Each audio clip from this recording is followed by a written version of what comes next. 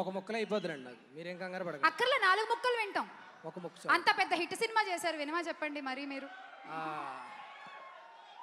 Fans మీకు రామ్ చరణ్ గారు అంటే అంత ఇష్టమో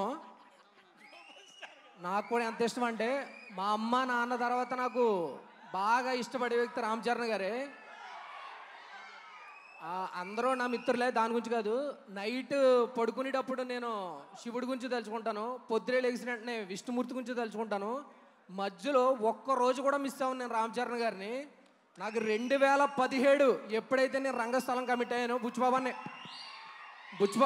బుచ్చిబాబాన్ని ఎక్కడే ఉన్నాడు, రవి సార్ ఎక్కడే ఉన్నారు. జస్ట్ కృష్ణానగర్లో అలా టీ తాగడానికి అలా వెళ్తుంటే బుచ్చిబాబాని పిలిచి కారు ఎక్కించుకుని, రారా సుకుమార్ గారి సినిమాలో ఆఫర్ ఉందన్నాడు. అక్కడికి అంటే ముందు ఎప్పుడైతే సుకుమార్ గారు ఫిక్స్ చేశారో ఈ విషయం ముందే బుచ్చిబాబానికి తెలుసు కాబట్టి, ఆ రోజు నుంచి, ఆ కమిట్ అయిన రోజున కాడి నుంచి ఈ రోజు దాకా నాకు రామ్ చరణ్ గారు అంటే ఒక ఎమోషను. అది మాటల్లో చెప్పడానికి మాటలు చాలా చిన్నవి అయిపోతాయి. అందుకని నేను ఎప్పుడు డైలాగ్స్ రూపంలో ఎప్పుడు చరణ్ గారి గురించి చెప్పను. కృష్ణుడు కుచేలుడు ఎంతో, దుర్యోధనుడికి కర్ణుడు ఎంతో అనకూడదు కానీ పోలిక అంత ఇష్టం నాకు. Thank you so much Ram Charan అన్న.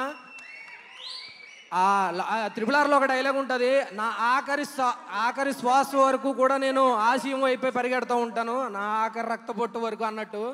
నా ఆఖరి రక్త బొట్టు వరకు నా గుండెల్లో రామ్ చరణ్ గారు ఉంటారు. రాముల వారికి హనుమంతుడు అంటే అంత ఇష్టమో నాకు రామ్ చరణ్ గారు అంటే అంత ఇష్టం. ఎందుకంటే నేను ఎక్కువ చెప్పలేను. Thank you so much Ram Charan అన్న. Happy birthday, love you so much. మీరు ఇచ్చిన సపోర్ట్ నాకు లైఫ్ లాంగ్ ఉంటుంది, ఎండ్ ఆఫ్ ద డే వరకు ఉంటుంది, కట్టే కాలే వరకు ఉంటుంది. లవ్ యూ చరణ్ అన్న, happy birthday. Thank you Mahesh, thank you.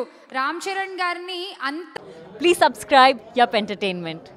Yup Entertainment, please subscribe. Thank you. Thank you.